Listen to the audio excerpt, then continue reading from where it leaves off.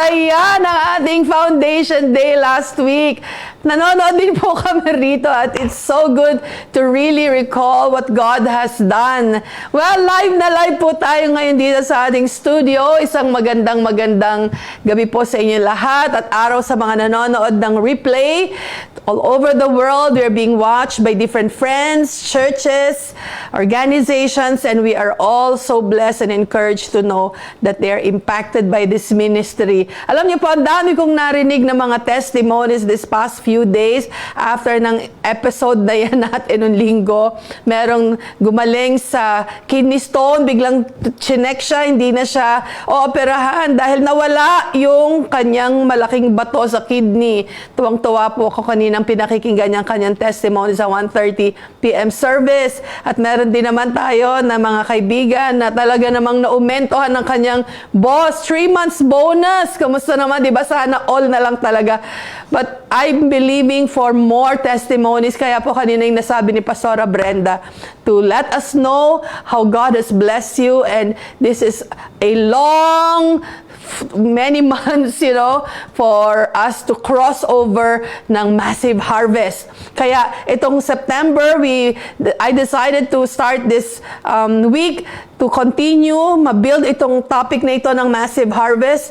Kaya ang series natin for this month, I call it Called to be Blessed. Ayan, meron nga akong kantang naalala, sabi doon, grabing bless ng buhay ko. Yan. Yun din ang kumanta ng ibuhos mo, di ba? So, ang pag-bless ni Lord sa atin ay talagang mapapaggrabe ka dahil si Lord ay napakadakila, napakabuti, napakabait po ng ating Diyos. So, tonight, I want to start by sharing the different levels of blessing. Ano ba itong iba-ibang mga levels ng blessing na tinatanggap natin? Sa 2 Corinthians, ginamit natin ito last week, sa chapter 9, verse 8, i-recall po natin itong text na to, sabi doon, and God will generously provide all you need.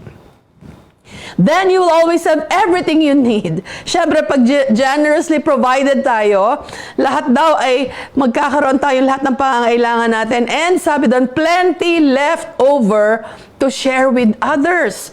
Magagawa ng Diyos na pasaganahin kayo sa lahat ng bagay. At pag sinabi ng Diyos, lahat ng bagay, talagang maisip niyong anggulo ng buhay niyo, kasama yon. Kasi sabi doon, lahat ng bagay at higit pa sa inyong pangangailangan upang sumagana kayo para sa mabubuting gawa.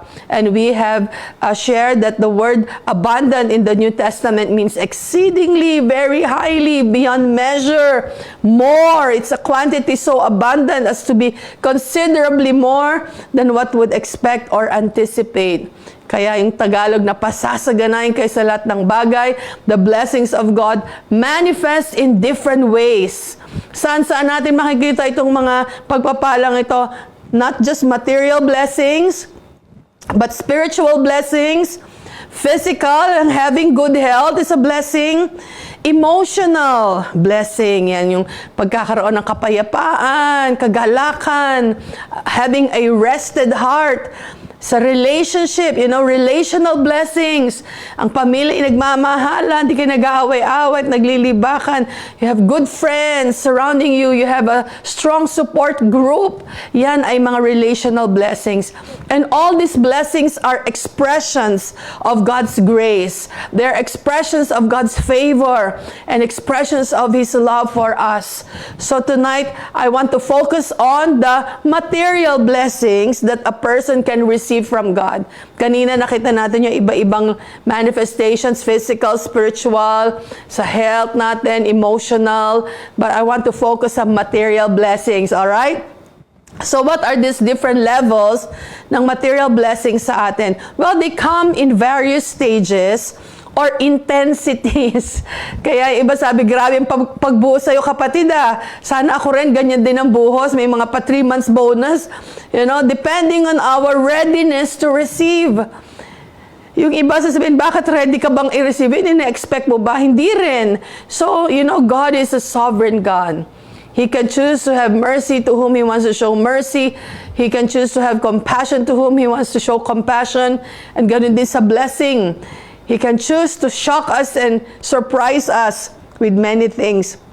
Level 1 ng levels ng blessing ay tinatawag nating the basic blessings, yung the essentials of life. You know, food, shelter, clothing. Tinubos tayo ng Diyos dyan, magkaroon tayo ng pananamit, you know, pagkain. Because Jesus on the cross, do you know, Jesus on the cross, He was naked, He was hungry, thirsty. He didn't have a place to stay, but He was there hanging on the cross. He became poverty for us so that we will become rich. So that tayo na madamitan, magkaroon ng pagkain, di tayo nauuhaw, meron tayong tirahan. Sa Matthew 6, makikita natin yan, paalaala sa atin, huwag daw tayo mabalisa. Do not worry what you will wear, what you will eat or drink. Sa Exodus, nakita rin natin dito in chapter 16 that God provides manna and quail. Naalala niyo mga Israelites? Sa ilang, sa wilderness, after the Israelites left Egypt, they found themselves in the wilderness with no food. But they complained to Moses, and what did God do? God provided manna and quail to eat. So these are the essentials of life, the basic blessings. Ito yung pagpapala ng Diyos sa atin. I call this the basic blessings. Pero meron ding tinatawag na the bag level blessings. Ang bag level, this is the level of not enough. Hindi kasya. Kulang. Meron dumating, pero kulang. Bag level ba ang stage ninyo ngayon? You know, in Haggai, makikita natin ang verse na ito na para daw nilalagay natin yung blessing na yun sa isang bag na may butas. Makikita natin bakit kaya gano'n, na parang walang napupuntahan yung sweldo ninyo, walang napupuntahan, nag-iipon, pero bigla ring nalulusay, may pinagagamit ang mga emergency. This bag level is the level of not enough. Sa Haggai chapter 1, there was a call to build the house of the Lord dito sa chapter na ito. And the word of the Lord came to Prophet Haggai, kay Zerubbabel, son of the governor of Judah, to the high priest, sasabihin dito ang word. And the word is this: Is it a time for you yourselves to be living in your paneled houses while this house remains a ruin? Ang nangyari po rito, after returning from the exile, they were all busy building their own homes. Ibig sabihin, they were all busy in their personal affairs. Their priorities were questioned. Unahin ng Diyos sa lahat ng bagay, at sabi dito, idaragdag daw sa atin. Kaya sabi, kung babasahin natin sa Tagalog sa Haggai chapter 1, sabi dito, tama ba na nananirahan kayo sa mga magaganda at maayos na bahay, ngunit wasak naman ang aking templo? Okay, after the ruin, God is expecting for the people to prioritize building His temple. Sabi rin sa verse 5, hindi ba ninyo napapansin ang mga nangyayari sa inyo? Marami na kayong naihasik, ngunit kaunti lamang ang inyong ani. May mga pagkain nga kayo, ngunit kakaunti naman at hindi kayo nabubusog. May alak nga kayong naiinom, ngunit hindi naman sapat upang magbigay ng kasiyahan. May damit nga kayong nasusuot, ngunit giniginaw pa rin kayo sa taglamig. Kumikita nga ang manggagawa, ngunit kinukulang pa rin siya. Alam ba ninyo kung bakit ganyan ang nangyayari? Now, remember, it was God speaking this to the prophet Haggai. Sabihin mo ito kay Zerubbabel, sabihin mo ito kay Joshua na anak ni Zeroda. Marami pong Joshua sa Bible. So, alam ba ninyo kung bakit ganyan ang nangyayari, ang sabi ng Diyos? Pakinggan niyo po ito sa verse 8. Hindi ako nasisiyahan sa ginagawa nyo. Yan ang sabi ng Diyos. Kaya pumunta kayo sa kagubatan at kumuha kayo ng mga trosong gagamitin na muling maitayo ang aking templo upang ako'y masiyahan at doon ay mabigyan ng karangalan. Sabi niya sa verse 9, umasa kayong aani ng masagana, ngunit kayo'y nabigo. At ang kaunting ani na inuwi ninyo ay akin pang isinambulat. Parang niscatter pa niya. Sabi ng Diyos, ginawa ko yan sa bahay. Ginawa ko yan sa inyo sapagkat abalang-abala kayo. Saan ba kayo abalang-abala? Abalang-abala kayo sa pagpapaganda ng inyong mga bahay, samantalang ang templo ng aking tahanan ay pinapabayaan ninyong wasak. You know, what God is highlighting here is you are all taking your own personal affairs. Wala na kayong pakialam sa mga needs sa temple, sa templo ng Diyos, ang sabi rito. Kaya sa verse 10 sabi niya, iyan ang dahilan kaya kahit hamog ay hindi kayo napapatakan. At ang inyong mga pananim ay hindi lumalago. Matinding tagtuyot ang ipaniranas ko sa buong lupain, sa mga kabukiran at kaburulan, sa mga inaning butil, sa mga bagong alak, sa lahat ng ani, sa lahat ng tao at hayop at sa lahat ng pinagpapaguran ninyo. Yung iba sa inyong hindi makakonect lagi sa Tagalog, sa verses 5 to 6, sabi niya, you have sown much and bring in little. You eat but do not have enough. You drink but you are not filled with drink. You clothe yourselves, but no one is warm, and he who earns wages to put it into a bag with holes. Ito yung bag level na sinasabi. The level of not enough. It's like your bag has holes in it. Wala kang maipon, wala kang makitang pag-usad. Parang walang nangyayari. Ilang taon na ang nagtatrabaho. Bakit nga ba? It is a question of your priorities. Kaya sabi doon, inaatupag ninyo ang mga sarili ninyong buhay habang ang aking templo ay wasak na wasak. Now, sa kapanahon na natin, walang wasak na templo. But God is saying, seek ye first the kingdom of God and His righteousness, and all these things na pinagsusumakita ninyo, sabi ng Diyos, ay idadagdag sa inyo. Huwag daw tayo maging masyadong abala sa mga maraming bagay. We shouldn't neglect our spiritual responsibilities. Dahil ang lahat ay mauuwi lamang sa wala. Sabi niyan, hindi ko pinaghamog para wala kayong anihin. Can you imagine? If you will study the Old Testament, sabi niya, it is my power that I give you for you to produce wealth. Sabihin niya, ang lakas galing sa Diyos para kayo makapaghanap buhay. Ang talino ay galing sa Diyos. Walang galing sa atin. Lahat ay kaloob ng Diyos. Kaya wag tayong mabuhay as if God does not exist in our lives. That God does not see. And then we just keep enjoying yung blessing. Kaya magtataka kayo, aba, parang walang napuntahan. Kaya pag hindi mo prioritize, i-honor ang Diyos sa iyong mga kinita. Huwag mo nang asahang dadamihan. Para kang nagtatrabaho, nilalagay mo ang iyong ani, nilalagay mo yung sweldo, kinita sa isang bag na may butas. Nagdala ka ng tote bag, may butas. Ang ganda-ganda ng pagkakasalo. You are receiving it by faith, but you did not check your priorities. It doesn't end there sa ating prophetic declaration. We need to understand that God is expecting us to put Him first in our life. Kaya gusto ko itong masundan na topic dahil I don't want us to live in parang cloud nine. Yay, it's good. We believe by faith and others already receive. Pero dun sa iba, we can't just live a careless life. You understand what I'm saying? We do not want to live on this level of not enough. The bag level. Merong isang level, the barrel level. Ano itong barrel level? Ito yung the level of just enough. Hindi na sa not enough, okay, sapat-sapat. Alam niyo ba yung biruan sa amin sa Marikina? Huwag ka daw mag-aasawa ng sapatero. Bakit? Ang sweldo'y sapat-sapat lang.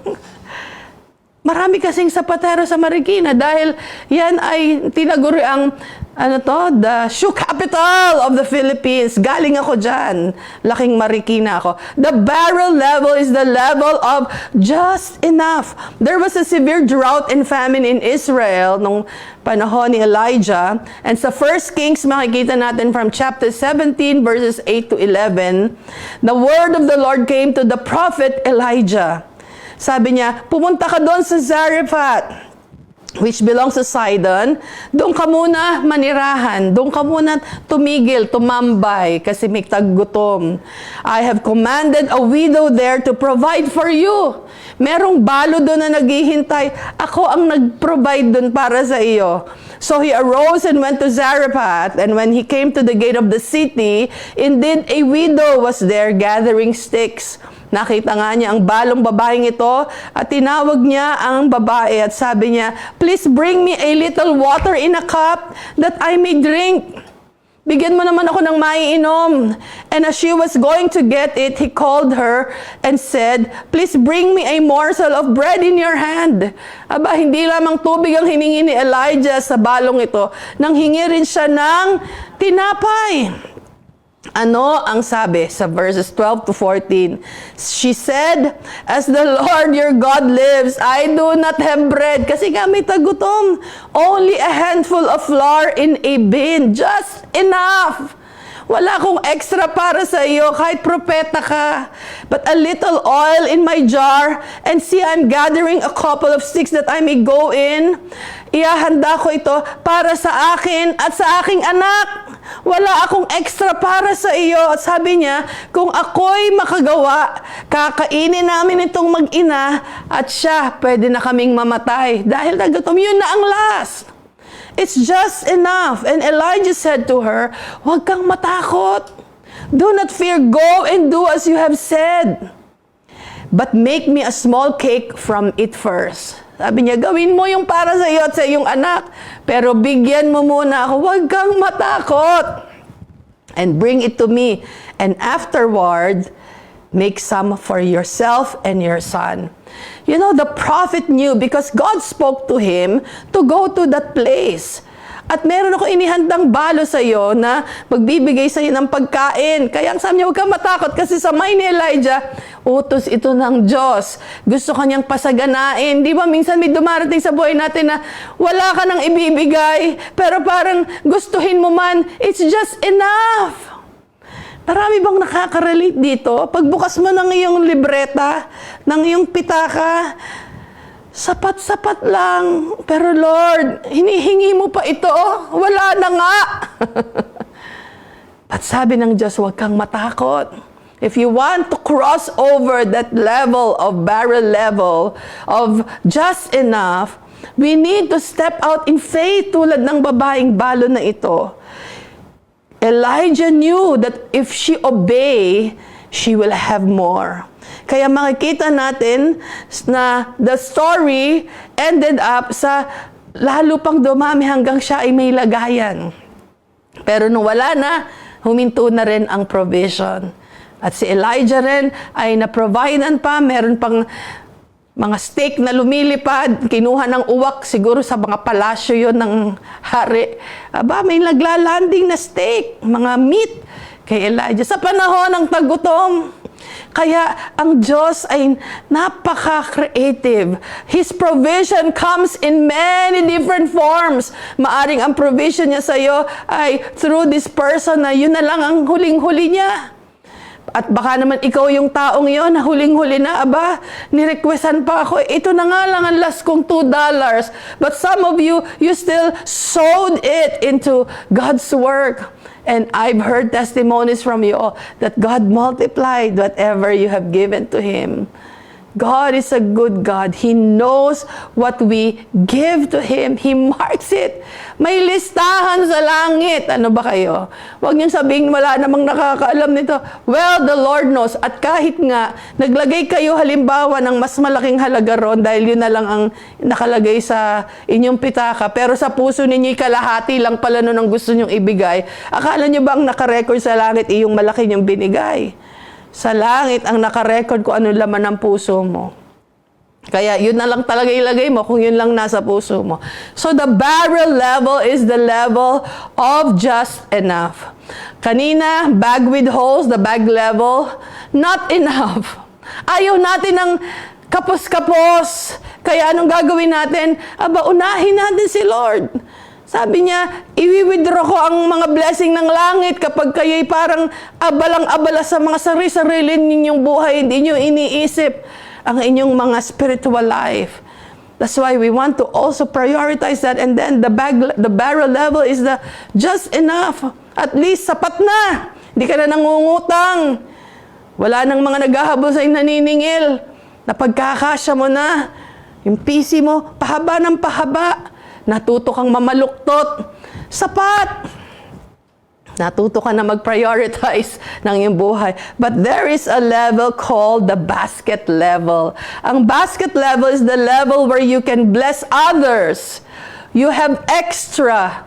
It signifies abundant harvest. Remember, I shared with you last week na may mga iba-ibang meaning. Ang rich, riches, wealth, wealthy. Ibig sabihin yan, material things.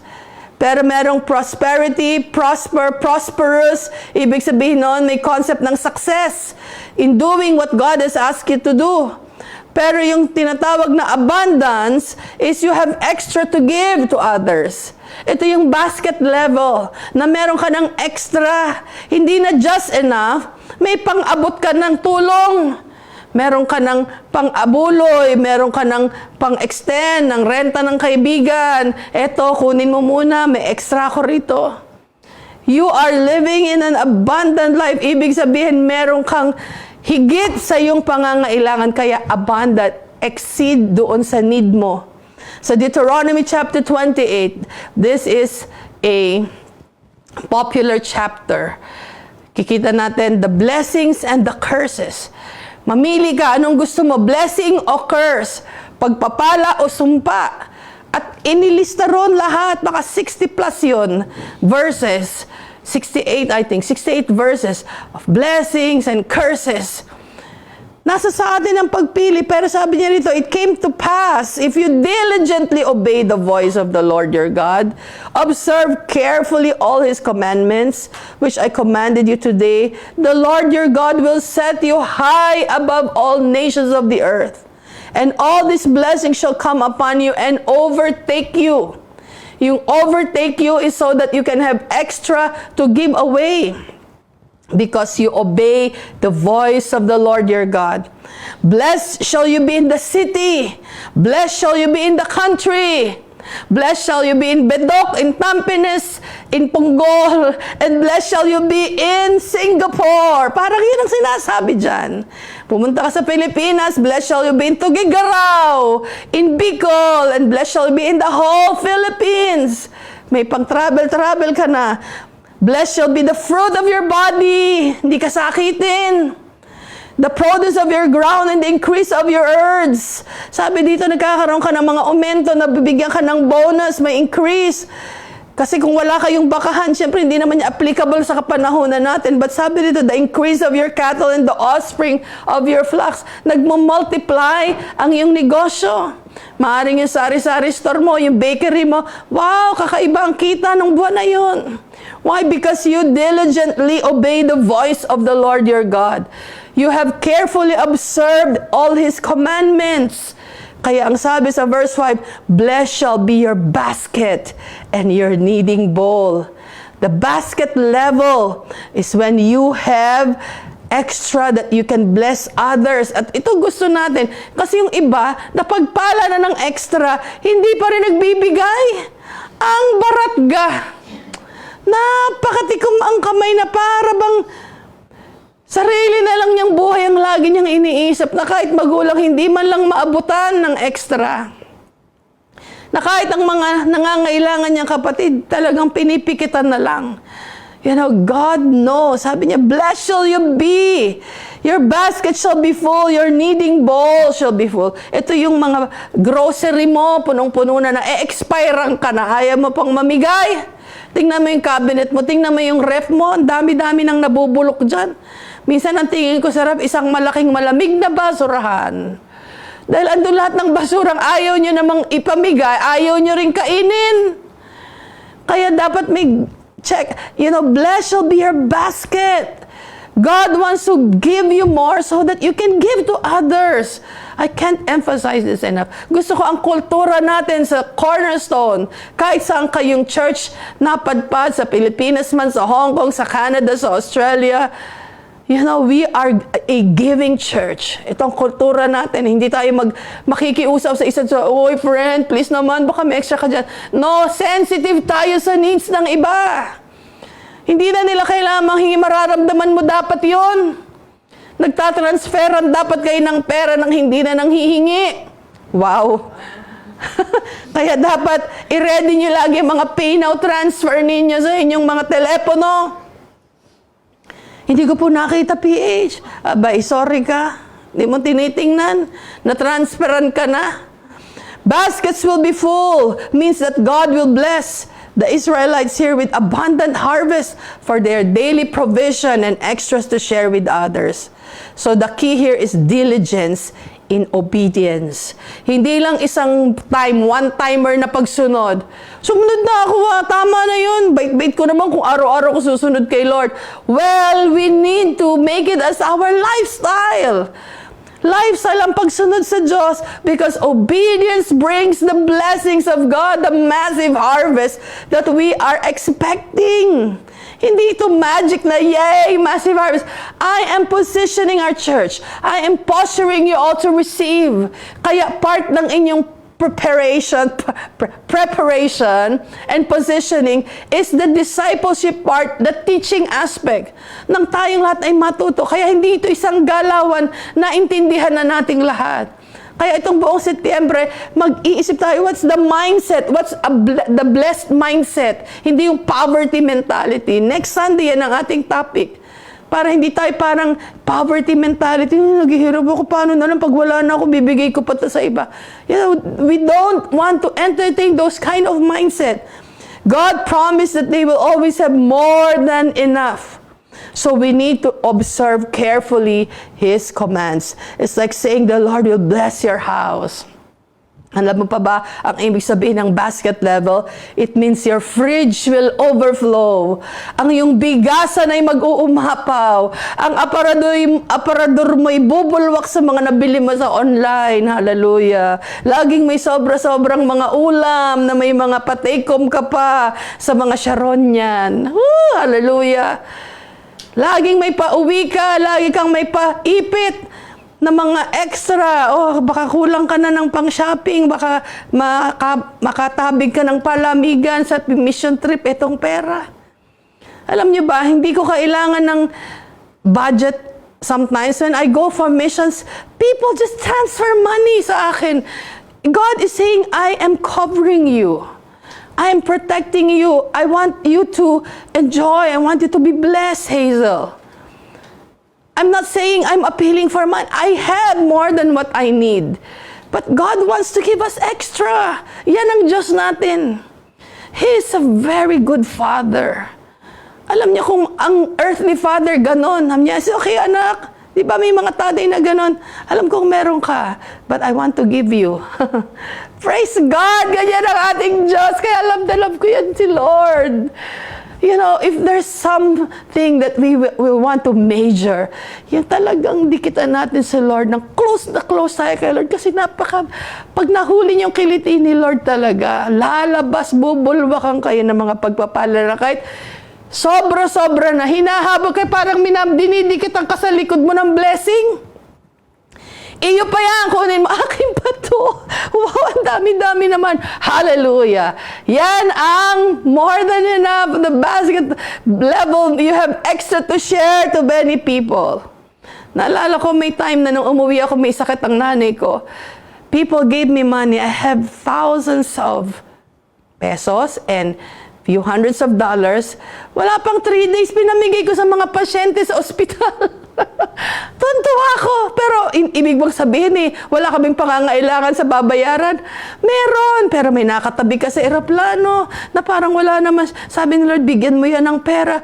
Gusto ko matulog, Lord. Pero sige, bigyan kita ng pera. Sabi niya, hindi po, ayaw naman tanggapin. Kunin mo na, sige na, kasi gusto ko matulog.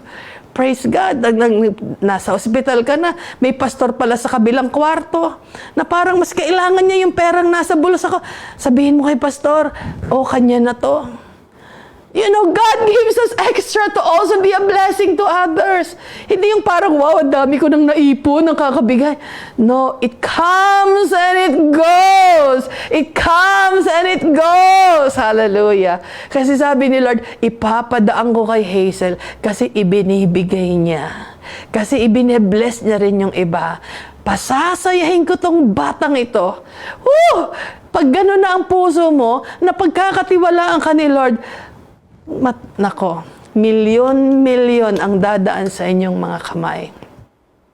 Kaya may nag-comment minsan sa aking post sa Facebook, dala-dala ko yung ating Massive Harvest na bag. Isang araw, ginamit ko siya. Sabi ng isang comment na isang pastor, milyones ang laman. Sabi ko, tumpak. Pumasok, lumabas. Pumasok, lumabas. Yan ang vision ng isa nating prophetic warrior prayer intercessor. Sabi niya, nakita ko PH, when you were praying, when she was praying, God is releasing envelopes sa Massive Harvest na tote bag. But as God gives, you're also giving it away. Maaring ng iba sa inyo, itatanong ninyo, di ano pa natira sa inyo kung pinamimigay nyo rin? Huwag kayong mag-alala, bumubulwak. Para kung may Watson doon sa aking kwarto, kabibigay ng mga tao ng mga mamahaling pangkupyur sa mukha, mga gamit sa katawan, damit. Ang nagbibigay sa akin ng damit minsan isang buong luggage na puro mga branded, na mga bago, may tag lahat. Sabi ko, Lord, how can I just, explain this? I cannot explain. It's the goodness of God. You have extra to give away, to bless others. Kaya welcome ko yung mga extra ninyo kasi may napupuntahan din siya. Huwag na yung ipagdaramdam. Baka ipamigay to ni PH. Hayaan nyo kung ibigyan di kayo, ipamigay nyo rin kung gusto ninyo. Kasi nag-uumapaw sa puso ninyo, gusto nyo mag-bless. The fourth level is the barn level. Ano yung barn level? Ito na si Joseph, kind of blessing. Si Joseph, binigyan ng Diyos ng talino ng dunong para sa buong bansang Israel sa panahon ng tagutom. This level, kind of blessing, ay for the whole nation, it's really massive. So God used Joseph and gave him wisdom how to solve the coming famine. Binibigyan ka na ng Diyos ng katalinuhan. Anak, magkakaroon ng tagutom. Paano kakain ng buong simbahan? Nagkaroon ng COVID. Paano katutulong sa mga pastor na mga wala nang makain? We challenge everyone, those who have extra come. And for 7 months, we have supported different pastors. Iba siguro nanonood. Nabiyayaan kayo ng support na yun on a monthly basis. Some of you, we do not even know. But we added you in the list. And the resources of God just multiply. Do you remember that? It's a barn level anointing. You are providing for groups of people. Hindi na pa isa-isa. At magugulat kayo, saan nanggaling ang mga resources na ito? Sa panahon ng taghirap, sa panahon ng natatanggal ang mga tao sa trabaho, nananagana ang simbahan. Umaapaw, higit pa sa sapat. Hallelujah. The barn levels a multiplying blessings, being a blessing to others on a larger scale. Hindi lang ang masaganang ani ang nagiging blessing sa iba, kundi ikaw na mismo ay blessing na sa mga tao. Hindi lang sila after na dun sa resources, but ikaw mismo, ikaw na ang blessing. May dala-dala kang anointing pag nagpunta ka sa isang lugar na sila mismo nagkakaroon ng breakthrough for the resources that they need. Wala kang dinala, pero dahil sa bibig mo, you proclaim, you prophesy something, you become the blessing. That's the barn level kind of blessing, the multiplying blessing. Sinabi niya yan kay Abraham din sa Genesis chapter 12. Sabi niya, I will make you, Abraham, into a great nation. I will bless you. I will make your name great and you will be a blessing. Si Abraham mismo ang blessing. I will bless those who bless you. Wow!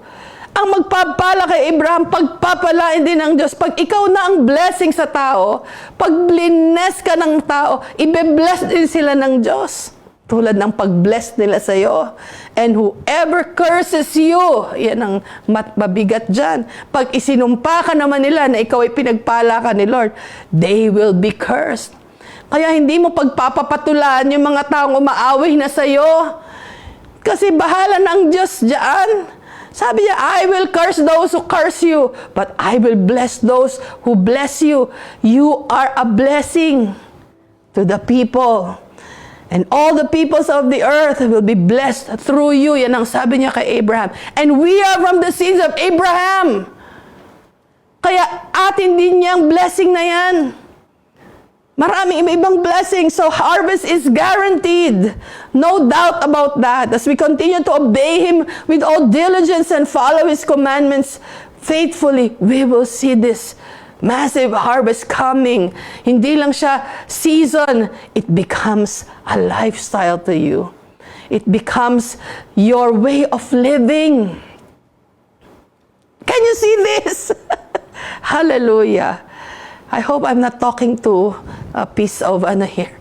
You know, hindi ko nakikita mga comments niya, but I am thinking and envisioning your heart, putting all your heart icons, and amen, amen, amen. Sabi sa John, we will end here, chapter 14, verses 12 to 17. Very truly I tell you, whoever believes in me will do the works I have been doing, and they will do even greater things than this. Ano yung mga ginawa ni Jesus? He did greater things. He multiplied food. That means we will also do greater things than that.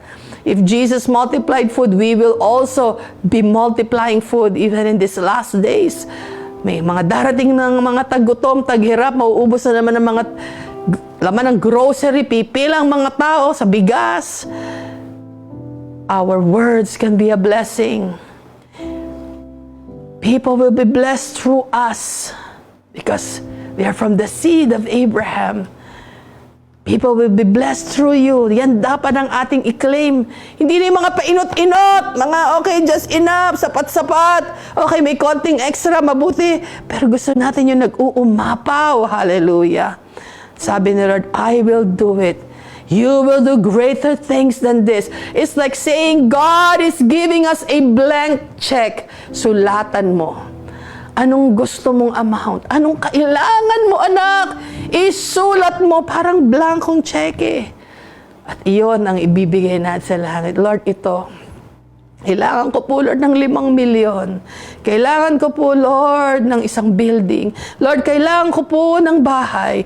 Lord, kailangan ko po ng sasakyan. I'm telling you, God hears. And He's watching us right now.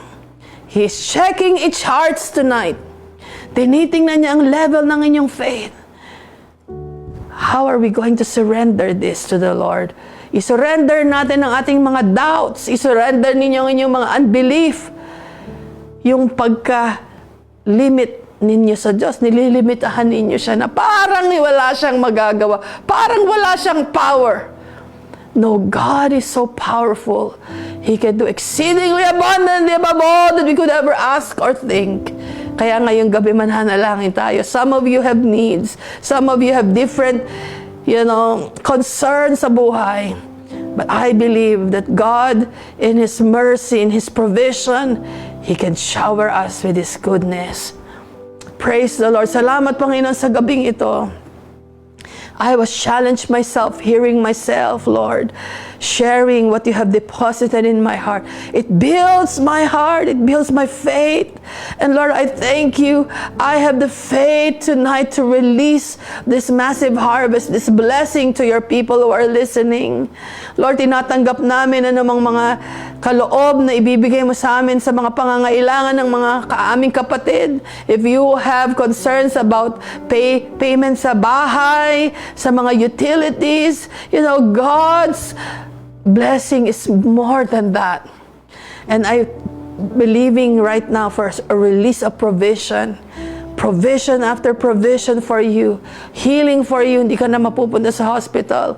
Hindi mo na kailangan ng operation. Hindi mo na kailangan ng anumang mga gamot, maintenance. Na uuwi lang sa gamot. Believe God for your breakthrough. Believe God. Part yan ng massive harvest mo. Physical blessing, emotional blessing, spiritual blessing. Yung hindi ka na baby Christian, lumalago ka na. Hallelujah. Blessing yun. Praise God. And if this is your first time to hear this message, you will give your life to Jesus dahil yun lang ang way for you to see your breakthrough. You need to be saved. Seek ye first the kingdom of God and His righteousness. All these things, mga pangarap mo, lahat ng mga bagay na hinihiling mo, it will be added unto you. Pray this prayer with me. Lord, I receive you in my heart.